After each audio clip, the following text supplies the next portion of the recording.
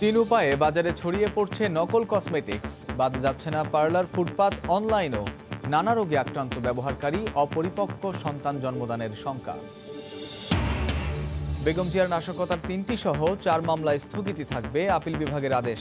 হাইকোর্টেই হবে মামলার নিষ্পত্তি।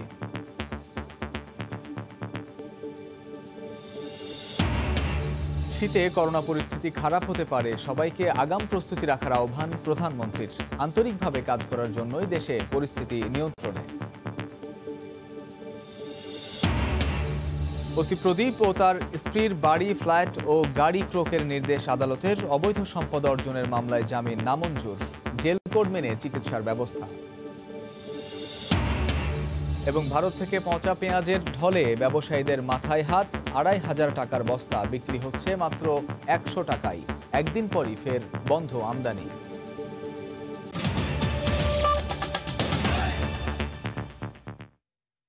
সময় সংবাদের সঙ্গে আছি আমি কামরুজ্জামান মামুন। ৩ উপায়ে বাজারে ছড়িয়ে পড়ছে নকল কসমেটিক্স। বাদ পড়ছে না বিউটি পার্লার, দোকান, ফুটপাত বা অনলাইন। ক্রেতাদের জন্যও আসল নকল বোঝা দায়ী। এ অবস্থায় বাধ্য হয়েই এসব নকল প্রসাধনী ব্যবহার করছেন তারা। চিকিৎসকরা বলছেন এতে স্কিন ক্যান্সার থেকে শুরু করে দীর্ঘমেয়াদী রোগ হওয়ার আশঙ্কা রয়েছে। যথেষ্ট মনিটরিং না থাকার কথা স্বীকার করে প্রয়োজনীয় লোকবলের অভাবের অজুহাত বিএসটিআইয়ের। নিজামুদ্দিনের ক্যামেরায় শাহরিয়ার জামান দ্বীপের রিপোর্ট। নকল কসমেটিক্স তৈরির কারখানা বলা হয় পুরান ঢাকার সেই চকবাজার। দোকানগুলোর পণ্যের সমাহার দেখে বুঝে উপায় নেই যে এখানেই তৈরি হচ্ছে বিশ্বের নামি দামি সব কোম্পানির পণ্য। বিক্রেতাদেরকে জিজ্ঞেস করলে তাদের ভাব এমন যেন নকল পণ্য কি তারা জানেনই না। তবে কেউ কেউ স্বীকার করেছেন নকল পণ্য বিক্রির কথা। সম্প্রতি আইনশৃঙ্খলা বাহিনীর এক অভিযানেও উঠে আসে এসব চিত্র। আপনার চকবাজার থেকে টুকটাক কালেকশন করতে হয়, যেটা আপাতত বন্ধ, কিছু করার তো নাই। যেটা শর্ট পড়ে আমরা চকবাজার থেকে এটা নিয়ে এসি। আবার কিছু প্রোডাক্ট আছে দেখা গেছে এখানে আবার ওইটার আবার কপি টপি করা হয়, ওগুলা তো আর কোনো বিএসটির কিছু থাকে না। অনলাইন কসমেটিক্সের প্রতিষ্ঠানে গিয়েও দেখা যায় একই চিত্র। প্রতিষ্ঠানের গোডাউনে কত রকমের পণ্য আছে তা প্রতিষ্ঠানের শীর্ষ কর্মকর্তাও জানেন না। যেসব পণ্য বিক্রি করছে তার কোনোটিরই নেই বিএসটিআইয়ের অনুমোদন। হয়তো সাময়িকভাবে এটা হচ্ছে আপনার স্কিন ব্রাইট করে, কিন্তু আলটিমেটলি স্কিনটাকে পুড়িয়ে ফেলার পরে ওটা হচ্ছে ব্রাইট দেখায়, বাট আমি রোদে যেতে পারতাম না। আসল নকল বাছাই করতে গেলে আমরা দেখা গেছে অনেক হেজিটেশনে পড়ে যাই। সময় সংবাদের মুখোমুখি হয় নকল কসমেটিক্স ব্যবসায়ী। জানান নকল পণ্য উৎপাদনের পরে সরবরাহ করা হয় 3 ভাবে। কিছু পণ্য কিনে নেয় পার্লার ব্যবসায়ীরা, আবার কিছু পণ্য চলে যায় বিভিন্ন মার্কেট বা ফুটপাতে, আরেকটি অংশ চলে যায় অনলাইনে। 3 ভাগে ব্যবসাটা করি। এক ভাগে এটা প্রস্তুত করে, আরেক ভাগে সংগ্রহ করে, আরেক ভাগে আর কি সাপ্লায়ার। আইন শৃঙ্খলা বাহিনীর সোর্স থাকে, সেই সোর্সদের সাথে আমাদের হাত আছে। তাদেরকে প্রত্যেক মাসে আমরা একটা অ্যামাউন্ট দেই। তার পরিপ্রেক্ষিতে তারা আমাদেরকে যে কোনো অভিযানে আমাদেরকে ইনফর্ম করে দেয়, আর সেই ইনফর্ম অনুযায়ী আমরা সতর্ক হয়ে যাই। আইন শৃঙ্খলা বাহিনী বলছে বেশি মুনাফার আশায় বিভিন্ন উপায়ে পণ্যগুলো নকল করে বাজারজাত করছে চক্রগুলো। সৌন্দর্য পিপাসাটাও কিন্তু বেড়েছে, মানুষ এখন সৌন্দর্য বর্ধনের দিকে অনেক বেশি আপনার ঝুঁকে পড়ছে। তো এই সুযোগে যেটি হয়েছে, আসলে এই যে আমাদের কিছু ব্যবসায়ী বা ফরিয়া তারা আসলে নকল কসমেটিক্স দিয়ে বাজারকে সয়লাভ করে দিয়েছে। চিকিৎসকরা বলছেন এসব নকল বা ভেজাল কসমেটিক্স ব্যবহারে স্বল্প মেয়াদের পাশাপাশি দীর্ঘমেয়াদী রোগ হওয়ার সম্ভাবনা থাকে। এমনকি সন্তান সম্ভাবনা মায়েদের অপরিপক্ক সন্তান হওয়ারও আশঙ্কা থাকে। স্লোলি এটা জমতে থাকে শরীরের ভিতরে, জমে গিয়ে অনেক সময় অনেকগুলি প্রোডাক্টস, অনেকগুলি কেমিক্যালস আমাদের লিভারে গিয়ে জমে যায়। মহিলাদের মধ্যে যে ওভারি থেকে ডিম রিলিজ হয়, ওখানে গিয়ে এটা এফেক্ট করে। অসহায়ত্ব প্রকাশ করে নিয়ন্ত্রক সংস্থা বিএসটিআই বলছে নিজস্ব মনিটরিং ব্যবস্থা না থাকায় সাধারণ ক্রেতাদের অভিযোগের উপর ভিত্তি করেই অভিযান করতে হচ্ছে তাদের। তারপর আমাদের কাছে তো আসলে তো ডিটেকটিভ ব্রাঞ্চ নাই, আমাদের তথ্য উপাত্ত দেয়, তাহলে আমরা এগুলো রেখি করে এগুলো দেখে আসি এবং তারপরে আমাদের লোক যায় এটাকে বাজেয়াপ্ত করে এবং ধ্বংস করে এবং জেল জরিমানা সবই করে। এখনই কঠোরভাবে নিয়ন্ত্রণ করা না গেলে ঠেকানো যাবে না নকল পণ্যের উৎপাদন এবং সরবরাহ বলেও জানান তিনি। শাহরিয়ার জামান দ্বীপ, সময় সংবাদ, ঢাকা। নকল প্রসাধনী নিয়ে রিপোর্ট এবং আলোচনা থাকছে আজ রাত 10টার সম্পাদকীয়তে। দেখার আমন্ত্রণ রইল। বেগম খালেদা জিয়ার নাশকতার 3 ও মানহানির 1 মামলায় কার্যক্রমের স্থগিতাদেশ বহাল রেখেছেন আপিল বিভাগ। মামলাগুলো সচল চেয়ে রাষ্ট্রপক্ষের আবেদনের শুনানি শেষে বিচারপতি ইমন আলীর নেতৃত্বে 3 সদস্যের বেঞ্চ এই আদেশ দেন। একই সঙ্গে অগ্রাধিকার ভিত্তিতে হাইকোর্টের রুল শুনানি করতে বলা হয়েছে। এই 4 মামলার মধ্যে রাজধানীর দারুস সালাম থানায় নাশকতার 3টি এবং মুক্তিযুদ্ধে শহীদদের সংখ্যা নিয়ে বিরূপ মন্তব্যের মামলা রয়েছে। 2014 সালের নির্বাচনের আগে ও পরে গাড়ি ভাঙচুর, অগ্নিসংযোগের অভিযোগে বেগম জিয়াকে হুকুমের আসামি করে নাশকতার মামলাগুলো করা হয়। এ নিয়ে বিএনপি নেত্রীর 11 মামলার কার্যক্রমের ওপর স্থগিতাদেশ বহাল রাখলেন আপিল বিভাগ। এছাড়া বিএনপি নেতা হাবিবুন নবী খান সোহেল ও আমানুল্লাহ আমানের বিরুদ্ধে হওয়া আরও নাশকতার 11 মামলার কার্যক্রমের ওপর স্থগিতাদেশ বহাল রেখেছেন আপিল বিভাগ।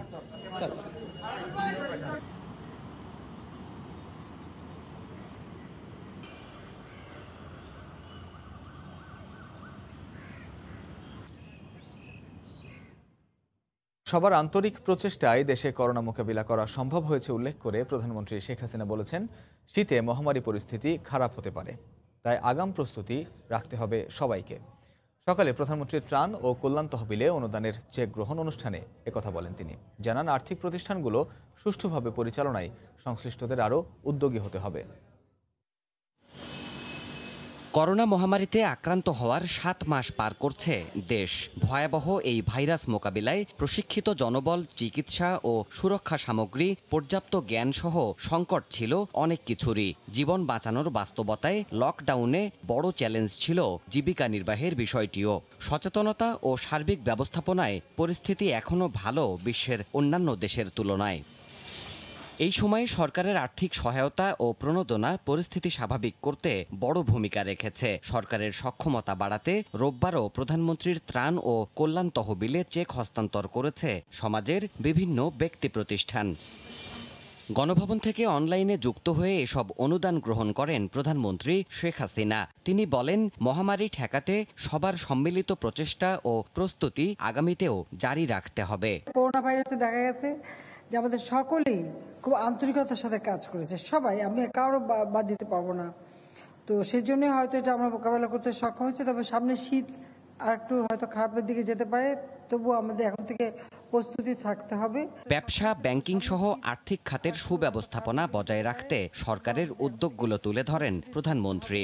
যত বেশি প্রাইভেট ব্যাংক দিয়েছি, ব্যাপক হারে কর্মসংস্থান হয়েছে, অনেক মানুষের চাকরি হয়েছে, এটা হচ্ছে সবথেকে বড় কথা। আর আমাদের ব্যবসা বাণিজ্য সম্প্রসারিত হয়েছে। তো সেখানে ব্যাংকগুলি যাতে ভালোভাবে চলে আমরা সেটাই চাই। আর কিছু কিছু ব্যাংক আছে অতি দুর্বল হয়ে যায়, তো সেই ক্ষেত্রে অনেক সময় মার্জ করাতে হয়।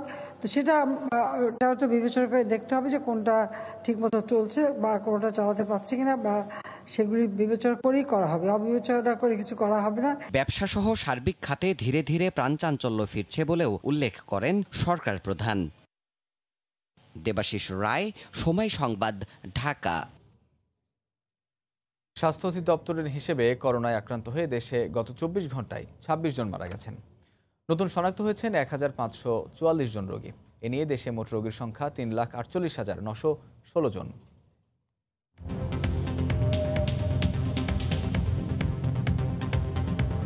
দেশে একদিনে নমুনা পরীক্ষা করা হয়েছে 11,591 জনের। এ পর্যন্ত মোট নমুনা পরীক্ষা করা হয়েছে 18,21,270 জনের। 24 ঘন্টায় নতুন করে 1,544 জনের দেহে করোনা শনাক্ত হয়েছে। এ নিয়ে মোট আক্রান্ত 3,48,916 জন। 24 ঘন্টায় মারা গেছেন 26 জন। এ পর্যন্ত করোনা আক্রান্ত হয়ে মারা গেলেন 4,939 জন। করোনা থেকে 24 ঘন্টায় সুস্থ হয়েছেন 2,179 জন। মোট সুস্থ হয়েছেন 2,56,565 জন। একদিনের মাথায় আবারও বন্ধ হয়ে গেছে আগের এলসি করা পেঁয়াজ আমদানি। বেনাপোল, হিলি, ভোমরা ও সোনা মসজিদ স্থলবন্দরে ঢোকেনি পেঁয়াজ বোঝাই ট্রাক। অন্যদিকে স্থলবন্দরগুলোয় দিনের পর দিন আটকে থাকায় পৌঁছে গেছে বেশিরভাগ ভারতীয় পেঁয়াজ। দূর দূরান্ত থেকে পেঁয়াজ কিনতে হিলি স্থলবন্দরে আসলেও পেঁয়াজের গুণগত মান নষ্ট হওয়ায় কিনছেন না কেউই। এতে লোকসানের ঝুঁকিতে রয়েছেন ব্যবসায়ীরা। জেলা ও ব্যুরো রিপোর্টারদের পাঠানো তথ্য ছবি নিয়ে রিপোর্ট। নানা নাটকীয়তার পর আগের এলসিকৃত পেঁয়াজের কয়েকটি ভারতীয় ট্রাক শনিবার বাংলাদেশে প্রবেশ করলেও ছাড়পত্র না থাকায় আবারও বন্ধ হয়ে গেছে ভারতীয় পেঁয়াজ আমদানি। ভারতীয় কাস্টমস কর্তৃপক্ষ জানায়, ভোমরা স্থলবন্দর দিয়ে রোববার কোনো পেঁয়াজ রপ্তানি করা হবে না। একই অবস্থা হিলি ও সোনা মসজিদ স্থলবন্দরেও। আগের এলসিকৃত পেঁয়াজ আমদানির অনুমতির পরও এমন তালবাহানায় ক্ষুব্ধ ব্যবসায়ীরা। কাগজপত্র জটিলতার কারণে বাংলাদেশে প্রবেশ করতে পারেনি এবং অনেক রপ্তানিকারক তাদের বিভিন্ন জায়গায় তাদের মালটা ফিরিয়ে নিয়ে গেছে। বেনাপোল স্থলবন্দর দিয়ে আগের এলসিকৃত পেঁয়াজ বোঝাই কোনো ট্রাক বাংলাদেশে ঢোকেনি। ওপারে এখনও অপেক্ষায় রয়েছে 18 থেকে 20টি ট্রাক। এ অবস্থায় আমদানি অনিশ্চিত হয়ে পড়ায় ভারতের অভ্যন্তরীণ বাজারেই কম দামে পেঁয়াজ বিক্রি করে দিচ্ছেন আমদানিকারকরা। এদিকে শনিবার আগের এলসিকৃত পেঁয়াজ দেশে আনা হলেও নতুন সংকটে পড়েন ব্যবসায়ীরা। লাখ লাখ টাকার পেঁয়াজ আমদানি করলেও গরমের মধ্যে বেশ কয়েকদিন বন্দরে আটকে থাকায় তার অধিকাংশই নষ্ট হয়ে গেছে। এতে মাথায় হাত ব্যবসায়ীদের। পেঁয়াজে পচে যে দুর্গন্ধ, কাজ করার মতো সম্ভব নয়। পাটিপত্র কেউ ভিড়তেছে না বা কেউ আসতেছে না, এমন নেওয়ার কোনো লোক নাই। আমরা ওই দেশে সরকারকে ট্যাক্স দেই, এ দেশে সরকারকে ট্যাক্স দেই, অথচ একজন ইনপুটারকে বারবার হেনস্থা করার কারণটা কি? নষ্ট হয়ে যাওয়া পেঁয়াজ অনেকে বাধ্য হয়ে ফেলে দিচ্ছেন, আবার অনেকে নামমাত্র দামে বিক্রি করে দিচ্ছেন। আমি 7 বস্তা পেঁয়াজ নিলাম 50 টাকা করে। 100 টাকা পেঁয়াজের বস্তা, 5 বস্তার নিচে। এই ক্ষতিগুলো আমাকে কে দিবে, কার কাছে জানাবো? পূর্ব ঘোষণা ছাড়াই 14 সেপ্টেম্বর বাংলাদেশে পেঁয়াজ রপ্তানি বন্ধ করে দেয় ভারত সরকার। ফাহরিয়া ফারজানা, সময় সংবাদ। ভারতের রফতানি বন্ধের খবরে হঠাৎ করেই বেড়ে যাওয়া পেঁয়াজের দাম আবার কমতে শুরু করেছে। বাজারের এই পরিস্থিতিতে লোকসানের আশঙ্কায় পাইকারি বিক্রেতারা। তবে এখনও বাজার বিমুখ ক্রেতারা যারা আসছেন তাদের অসন্তোষ কমেনি এখনও। এদিকে বেশি দামে পেঁয়াজ বিক্রি করায় রাজধানীর বিভিন্ন বাজারে 11টি দোকানকে 29,000 টাকা জরিমানা করেছে জাতীয় ভোক্তা অধিকার সংরক্ষণ অধিদপ্তর। বাজারে পেঁয়াজের ঝাঁঝ কমতে শুরু করেছে অনেকটাই। 3-4 দিন আগে সেঞ্চুরি হাঁকানো দেশি পেঁয়াজের পাইকারি দর এখন 75 থেকে 78 টাকা, আর ভারতীয় পেঁয়াজের দরও নেমে এসেছে 55-56 টাকায়। রোববার এমনই চিত্র দেখা যায় রাজধানীর কারওয়ান বাজারে। তবে দাম পড়তে শুরু করলেও এখনো বাজার বিমুখ ক্রেতা, তাই অনেকটা শুয়ে বসে অলস সময় কাটাতে হচ্ছে বিক্রেতাদের। একই সঙ্গে জানাচ্ছেন লোকসান গোনার কথাও। আমি দৈনিক দেখা গেছে 50-60 বস্তা মাল বিক্রি করছি, এখন বর্তমানে দেখা গেছে 8-10 বস্তা মাল বিক্রি করতে পারতাছি। দেখা গেছে আজকে 3 দিন ধরে 1 বস্তা পিস দিয়ে বেচবো, এই লোকটাই নাই, নেবে কে? এখন বাজারে খাইতেছে না, আমাদের লস। আমরা লাভ করলে করি 1 টাকা, লস দিতেছি 5 টাকা। আমরা তো কিনে আনি পেঁয়াজটা, ইম্পোর্টার, আমরা তাহলে ইম্পোর্টার করে ধরেন। এদিকে দাম পড়তির দিকে থাকলেও 15 দিন আগের তুলনায় এখনো প্রায় দ্বিগুণ পেঁয়াজের বাজার। তাই হাতে গোনা যে 2-1 ক্রেতা বাজারে আসছেন তাদের মধ্যেও রয়েছে অসন্তোষ। এখনো তো কমে নাই। আমি তো আগে নিয়েছি 10 দিন 15 দিন আগে, তখন ছিল কেজি ছিল 38 থেকে 40 টাকা। 8-10 দিনের ভিতরে মাথায় অনেক বেড়ে গেছে। তো আমাদের মতো সাধারণ পাবলিক তো এরকম ভাবে চলতে পারবে না। অসাধু ব্যবসায়ী বা আছে যারা স্টক করতেছে, যারা এটাকে একচেটিয়া ব্যবসা করার জন্য হাতিয়ার বানাইতেছে, এই জায়গাটাকে সরকার উচিত একটু বিশেষভাবে দৃষ্টি দেওয়া। এদিকে বাজার পরিস্থিতি পর্যবেক্ষণে নেমেছে জাতীয় ভোক্তা অধিকার সংরক্ষণ অধিদপ্তর। বেশি দামে বিক্রির দায়ে জরিমানা করা হয় বেশ কয়েকটি দোকানকে। আতঙ্কগ্রস্ত হওয়ার কোনো কারণ নাই, যে আমাদের দেশে পর্যাপ্ত পেঁয়াজ আছে এবং এটা পেঁয়াজের কোনো সংকট হবে না। আমাদেরকে কথা দিয়েছে আমাদেরকে ব্যবসায়ী, যে সেও যে সরকার যেভাবে নির্ধারণ করে দিচ্ছে সেইভাবেই তারা বিক্রি করবে। আমরা আশা করছি যে 2-1 দিনের ভিতর এটা আপনার ঠিক হয়ে যাবে। পেঁয়াজের বাজার স্থিতিশীল রাখতে জিরো টলারেন্স নীতিতে মনিটরিং অব্যাহত থাকবে বলেও জানায় প্রতিষ্ঠানটি। ফারুক ভিয়া, রবিন, সময় সংবাদ, ঢাকা।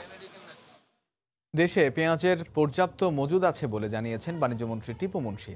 দুপুরে অনলাইনে সাশ্রয়ী মূল্যে টিসিবির পণ্য বিক্রি কার্যক্রম উদ্বোধন অনুষ্ঠানে তিনি ক্রেতাদের অস্থির হয়ে পেঁয়াজ না কেনার আহ্বান জানান। আমাদের সমস্যা আছে, কিন্তু সমস্যার সমাধানের সর্বোচ্চ পদক্ষেপ আমরা নিয়েছি। সাধারণ মানুষের কাছে একটা মেসেজ আপনারা দেবেন, যেন কেউ অস্থির না হন, কেউ যেন প্যানিক বাইং এর কথা চিন্তা না করে।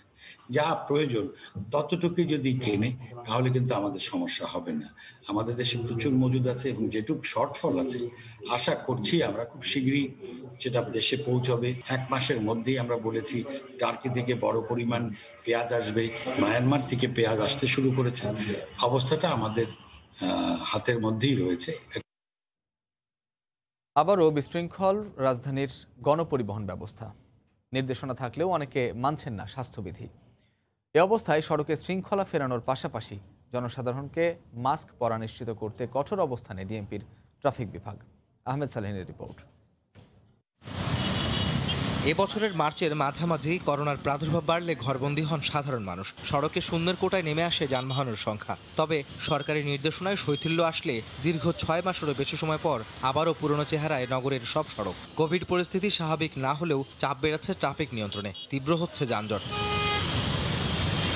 বিগত সময়ের ট্রাফিক ব্যবস্থাপনায় ঢিলেঢালা ভাবকে পুঁজি করে এখনও শৃঙ্খলায় ফেরেনি অনেকেই। যারাও মানছেন তারাও দুষছেন একে অপরকে। এই করোনাকালীন সময়ে যে ব্যবস্থাটা নিয়েছি মূলত এটা যদি অব্যাহত থাকে ডেফিনেটলি এটা আমরা সুন্দরভাবে চালিয়ে নিতে পারব। আমার গাড়িতে অলরেডি 2 জনে আছে, এর বেশি আমরা স্বাস্থ্যবিধি মেনে নিচ্ছি না যাত্রী। সাধারণ নাগরিক হিসেবে আমরা প্রত্যেকেই সচেতন হই, তাহলে অবশ্যই এটা সবার জন্যই ভালো।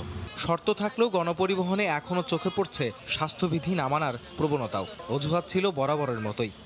এতক্ষণ মাস্ক পরেন না কেন? মাস্ক ছিল না। কেন? বাসায় রাখে যেত তাই। অনেকে পড়তেছে না, অনেকে বিভিন্ন এক্সকিউজ দেখায়।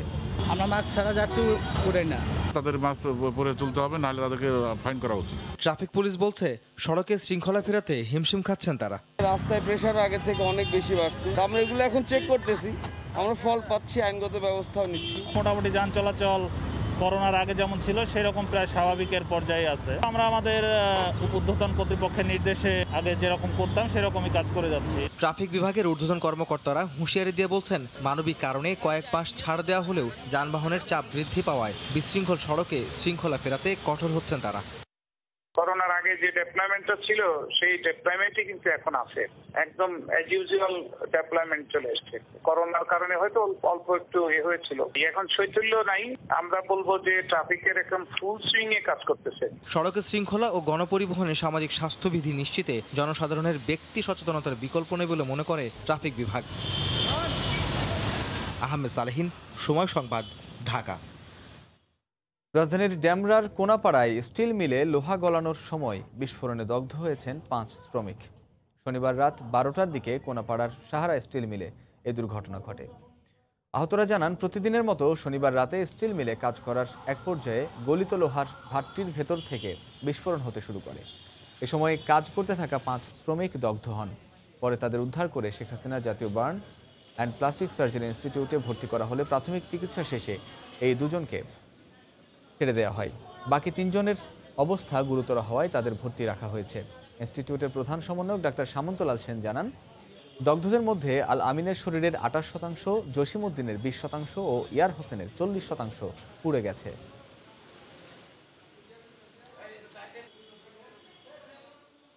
রডগুলো যে গোলায় যে পানিটা, সেটা মনে করেন যে নিচ দিয়ে যাইতেছে, তো এটা উপরে ছিল, ওইখান থেকে মানে বাস্ট হয়ে গেছে। বাস্ট হয়ে পুরো শরীরে ও সহ 5 জন আহত হয়েছে। শরীর অনেকখানি পুড়ে গেছে, এখন আইসিইউ নিতেছে, দেখা যাক কি হয়। ডেমরা থেকে যারা আসছে তার মধ্যে 5 জন আসছিল, 2 জনকে আমরা ছেড়ে দিচ্ছি, আর 3 জন ভর্তি আছে, আইসিইউতে আছে। তারা কেউ সংখ্যামুক্ত না। নারায়ণগঞ্জের যে আমাদের এখানে এখন যে কজন আছে তার মধ্যে 1 জনের অবস্থা খুবই খারাপ, 4 জন আছে, তো তার অবস্থা খুবই খারাপ। রাজধানীর বনানীতে আহমেদ টাওয়ারের 16 তলায় আগুনে পুড়ে গেছে একটি আইটি প্রতিষ্ঠানের কার্যালয়ের একাংশ। ফায়ার সার্ভিসের 8টি ইউনিটের পৌনে 1 ঘন্টার চেষ্টায় আগুন নিয়ন্ত্রণে আসে। এতে হতাহতের কোনো খবর পাওয়া যায়নি। ফায়ার সার্ভিস ও পুলিশ জানায়, সকাল 11টার পর বনানীর কামাল আতাতুর্ক এভিনিউয়ের আহমেদ টাওয়ারে 16 তলায় একটি তথ্য প্রযুক্তি প্রতিষ্ঠানে আগুন লাগে। খবর পেয়ে আগুন নেভানোর কাজে যোগ দেয় ফায়ার সার্ভিসের 8টি ইউনিট। দুপুর 12:15টার দিকে নিয়ন্ত্রণে আসে আগুন। প্রাথমিকভাবে বৈদ্যুতিক শর্ট সার্কিট থেকে আগুনের সূত্রপাত বলে ধারণা করছে ফায়ার সার্ভিস।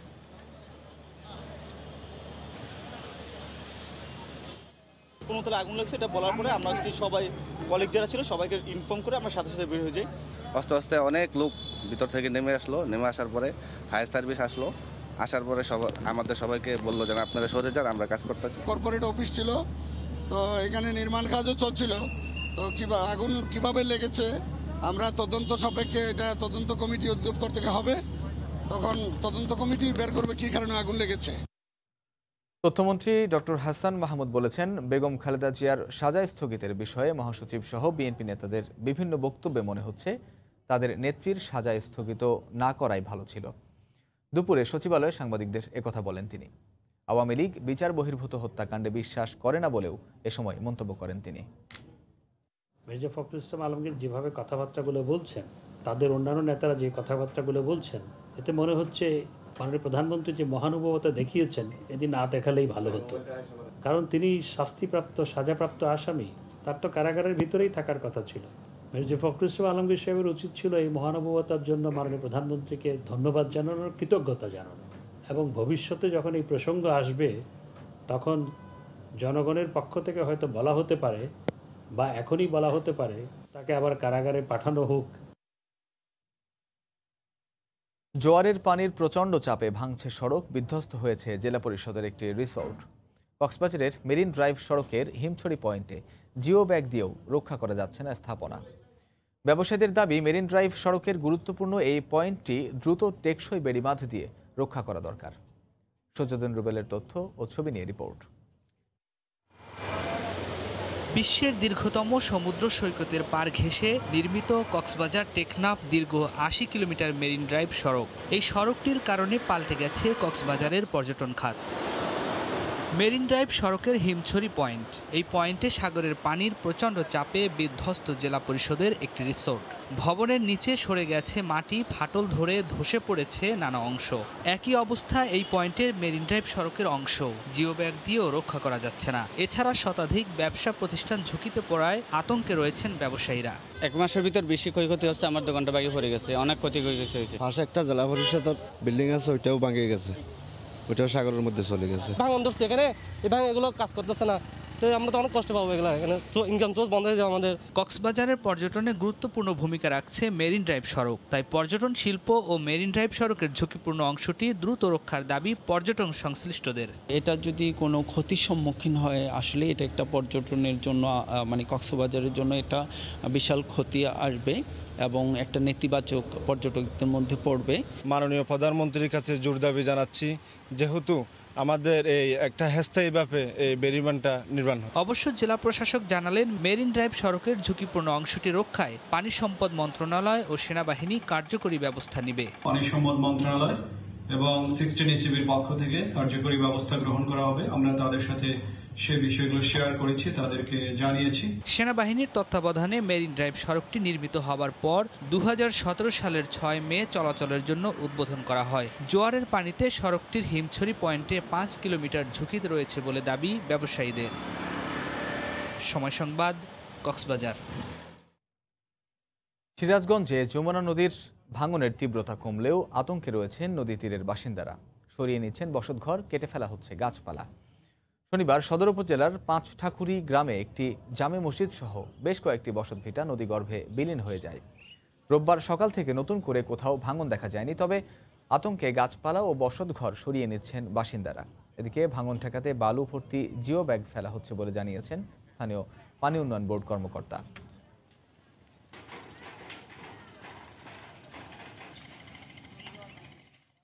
যাচাই বাছাই ছাড়া আর কোনো নতুন কোম্পানিকে শেয়ার বাজারে আসতে দেয়া হবে না। সে সঙ্গে তালিকাভুক্ত অযোগ্য প্রতিষ্ঠানের বিরুদ্ধে প্রয়োজনে মামলা করা হবে বলে জানিয়েছেন Bangladesh securities and exchange commission BSECর চেয়ারম্যান। আইন অমান্যকারী প্রতিষ্ঠানের বিরুদ্ধে নিয়ন্ত্রক সংস্থা ব্যবস্থা নিলে নতুন করে কেউ কারসাজিতে জড়িয়ে পড়বে না। তানভীর রুপলের রিপোর্ট। BSECর পরিচালনা পর্ষদে পরিবর্তনের পর বেশ কিছু পদক্ষেপে গেল কিছুদিন ধরে ঘুরে দাঁড়াতে শুরু করেছে শেয়ার বাজার। এর মধ্যে একাধিক কোম্পানিকে সতর্ক করা হয়েছে, লেনদেন বন্ধ, প্রতিষ্ঠানে নজরদারি, সেই সঙ্গে কারণ দর্শানোর নোটিশও দেওয়া হয়েছে। পাশাপাশি কয়েকটি কমিটির মাধ্যমে শেয়ার বাজারের সমস্যাগুলো চিহ্নিত করে পদক্ষেপ নেওয়া হচ্ছে। এর ফলে লেনদেন বেড়েছে সূচকও। ওয়ালটন, রবি সহ বাজারে নতুন নতুন IPO আসার প্রক্রিয়া চলছে। গেল 10 বছরে শেয়ার বাজারে অনুমোদন পাওয়া অনেক প্রতিষ্ঠানের কার্যক্রম ও সক্ষমতা নিয়ে প্রশ্ন উঠেছে বারবার। তাই নতুন কোম্পানি আনার ক্ষেত্রে সতর্ক অবস্থানে BSEC। রিসেন্ট যে IPO গুলো অ্যাপ্রুভাল দিয়েছে, প্রত্যেকটা কোম্পানির বয়স 20, 30, 40 বছর। আমরা দেখেছি এরা সাস্টেইনেবল। যেসব কোম্পানি অস্তিত্ব নাই, অফিস নাই, বা যারা মানুষের টাকা নিয়ে আর খুঁজে পাওয়া যাচ্ছে না, তাদেরকে ডেকে আনা হচ্ছে, কথা বলা হচ্ছে। অনেকের অ্যাকাউন্টও ফ্রিজ করে দিয়েছে, অনেকের দেশ থেকে বের হওয়া আটকে দিয়েছে। আমরা হয়তো সামনে ফৌজদারি মামলাতেও যাব। নতুন প্রতিষ্ঠানকে অনুমোদন দেওয়ার ক্ষেত্রে সক্ষমতা বিশ্লেষণে জোর দিচ্ছেন বিশেষজ্ঞরাও। পাশাপাশি অডিট ফার্মের প্রতিবেদনও পুনর্মূল্যায়নের কথা বলছেন তারা। নিশ্চয়তা দিতে হবে যে কেউই তদারকির বাইরে নয়, সরকারের নজরদারির ভিতরেই সবাই থাকতে হবে। নিয়ম নীতি, কিছু কন্ডিশন থাকে, তাদেরকে অ্যানুয়াল রিপোর্ট, অডিট রিপোর্ট, এই জিনিসগুলো এখন যারা অডিট করবেন তারাও যাতে অন্তত নিবন্ধনকৃত, তারাও যাতে নজরদারির মধ্যে থাকে।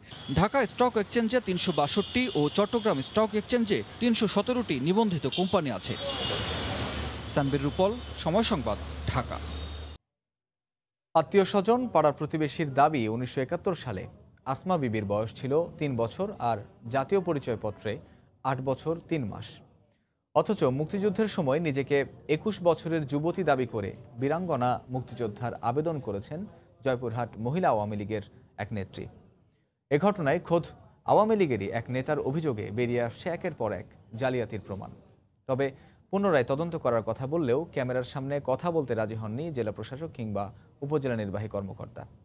জয়পুরহাট প্রতিনিধি শহীদুল ইসলাম সবুজের পাঠানো তথ্য ছবি নিয়ে রিপোর্ট। জয়পুরহাট সদর উপজেলা আওয়ামী লীগের সাধারণ সম্পাদক ও জেলা জাতীয় মহিলা সংস্থার চেয়ারম্যান আসমা বিবির জাতীয় পরিচয়পত্রে ৮ বছর ৩ মাস বয়স থাকলেও তিনি নিজেকে ১৯৭১ সালে ২১ বছরের যুবতী দাবি করে বীরাঙ্গনা স্বীকৃতি চেয়ে ২০১৯ সালের ২৪ ডিসেম্বর জাতীয় মুক্তিযোদ্ধা কাউন্সিলের মহাপরিচালক বরাবর একটি আবেদন করেন। সেই আবেদনের প্রেক্ষিতে যাচাই বাছাই করতে গিয়েই বেরিয়ে আসে আসমা বিবির জাতীয় পরিচয়পত্র সংশোধন সহ কাগজপত্রের নানা জালিয়াতির খবর। জাতীয় পরিচয়পত্রে জন্ম তারিখ ১৯৬২ সালের ২০ ডিসেম্বর হলেও ১৯৬৩ সালে ৮ম শ্রেণী পাশ করেছেন মর্মে একটি দাখিল মাদ্রাসা হতে প্রত্যয়নপত্র গ্রহণ করে তা জমা দিয়েছেন। তার বয়স ছিল ৭ থেকে ৮ বছর। সে কি করে বীরাঙ্গনা হয়? এই কথাটা সম্পূর্ণ অসত্য এবং বানোয়াট। এটা যদি ভুয়া প্রমাণিত হয় তাহলে তাকে আমরা দলে তো রাখবই না, তার মানে বড় একটা শাস্তি আমরা কামনা করতেছি। আসমা বিবি দোগাছি ইউনিয়ন পরিষদের যে জন্ম নিবন্ধন দেখিয়েছেন সেটি জাল বলে দাবি স্থানীয় ইউনিয়ন পরিষদের চেয়ারম্যানের। আমার ইউনিয়ন পরিষদে যে প্রত্যয়নপত্র দেওয়া হয়েছে এই প্রত্যয়নপত্র আমি দেই নাই, এটা ভুয়া এবং জাল। এটা অস্বীকার করার আমার কিছু কিন্তু আগে আমি দেইনি। ঊর্ধ্বতন কমান্ড দিয়েছে জেলা কমান্ডার দেখে আমি। তবে নিজেকে বীরাঙ্গনা মুক্তিযোদ্ধা দাবি করেন আসমা বিবি। আমি ৭১ সালে আমার ২১ বছর বয়স। আমি মুক্তিযোদ্ধাদের সহযোগিতা করেছি। আজাকারের মাধ্যমে জানতে পারে, আমাকে ধরে নিয়ে আসে, আমাকে খুব নির্যাতন করে। জামুকার চিঠির প্রেক্ষিতে উপজেলা পরিবার পরিকল্পনা কর্মকর্তা শাহনাজ সিগমা কোনো প্রকার যাচাই বাছাই না করে একজন পরিদর্শকের মাধ্যমে নির্ধারিত ফরম পূরণ করে গত ২৪ জুন প্রতিবেদন জমা দেন, যেখানে আসমা বিবিকে বীরাঙ্গনা মুক্তিযোদ্ধা হিসেবে গেজেটভুক্ত করার সুপারিশ করা হয়।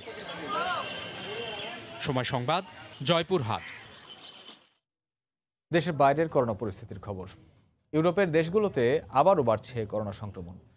লকডাউনের পর ফ্রান্সে একদিনে রেকর্ড শনাক্ত হয়েছে। স্পেনেও সংক্রমণ বাড়ায় মাদ্রিদের বিভিন্ন এলাকা সোমবার থেকে আবারও লকডাউনে যাচ্ছে। এদিকে ব্রিটেনে দ্বিতীয় ঢেউয়ের শঙ্কায় প্রশাসন। প্যারিস থেকে ইউরোপের করোনা পরিস্থিতির বিস্তারিত জানিয়েছেন সহকর্মী লুৎফুর রহমান বাবু। ইউরোপের দেশগুলো প্রথম দফার করোনার আক্রমণ সামলাতেই আবারও বেশ বেসামাল অবস্থায় পড়েছে। ফ্রান্স, স্পেন, যুক্তরাজ্য সহ ইউরোপের বেশ কয়েকটি দেশে আবারও আক্রান্তের হার অনেক বেড়ে গিয়েছে। এদিকে ফ্রান্সে লকডাউন তুলে দেওয়ার পর একদিনে সর্বোচ্চ আক্রান্তের নতুন রেকর্ড হয়েছে। দেশটিতে একদিনে আক্রান্ত হয়েছেন ১৩,৪৯৮ জন।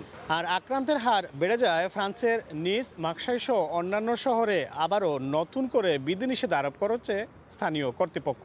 স্পেনে এখন পর্যন্ত আক্রান্ত হয়েছেন ৬ লাখেরও বেশি মানুষ আর মারা গিয়েছেন ৩০,০০০-এর বেশি মানুষ। তবে বর্তমানে স্পেনের রাজধানী মাদ্রিদে সবচেয়ে বেশি আক্রান্ত হচ্ছেন মানুষজন। আর সে কারণে মাদ্রিদের কর্তৃপক্ষ আগামী সপ্তাহে লকডাউন দিচ্ছে শহরটিতে। মাদ্রিদে লকডাউন অবস্থায় বন্ধ থাকবে সব পার্ক আর ব্যবসা প্রতিষ্ঠান বন্ধ করতে হবে রাত ১০টার মধ্যে। আর ৬ জনেরও বেশি মানুষ একত্রিত হতে পারবেন না, এমনটাই জানিয়েছে কর্তৃপক্ষ। মাদ্রিদের বাংলাদেশি কমিউনিটিতেও আক্রান্তের হার বেড়েছে অনেক বেশি। এখন প্রতিদিনই আক্রান্ত হচ্ছেন বাংলাদেশিরা। ফ্রান্স, স্পেনের পাশাপাশি যুক্তরাজ্য, আয়ারল্যান্ড, বেলজিয়াম, জার্মান সহ ইউরোপের আরও বেশ কয়েকটি দেশে আবারও নতুন করে আক্রান্তের হার বেড়ে যায়। সাধারণ মানুষের মনের মধ্যে কাজ করছে নানা শঙ্কা আর ভয়। চিকিৎসা বিজ্ঞানী আর স্থানীয় গণমাধ্যমগুলো আগেই শঙ্কা প্রকাশ করে জানিয়েছিল ইউরোপে দ্বিতীয় দফায় করোনার আক্রমণ বেশ ভয়াবহ হতে পারে। আর বর্তমানে প্রতিদিন যে হারে আক্রান্তের হার বাড়ছে তাতে করে তাদের সেই শঙ্কাই বাস্তবে রূপ নিতে যাচ্ছে। লুৎফুর বাবু, সময় সংবাদ, প্যারিস। এ পর্যায়ে শীর্ষ সংবাদ জানিয়ে দিচ্ছি আরেকবার। পার্লার, ফুটপাত মার্কেটে সিন্ডিকেটের মাধ্যমে ছড়িয়ে যাচ্ছে চামড়া পুড়িয়ে দেয়া নকল প্রসাধনী। অপরিণত সন্তান জন্মেরও শঙ্কা, ধরাছোঁয়ার বাইরে হোতারা। বেগম জিয়ার নাশকতার ৩টি সহ ৪ মামলায় স্থগিতি থাকবে। আপিল বিভাগের আদেশ, হাইকোর্টে হবে নিষ্পত্তি।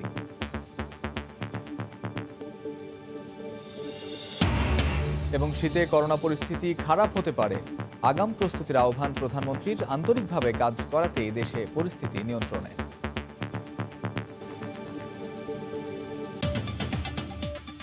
এই ছিল এখনকার মতো, সঙ্গে থাকুন সময়।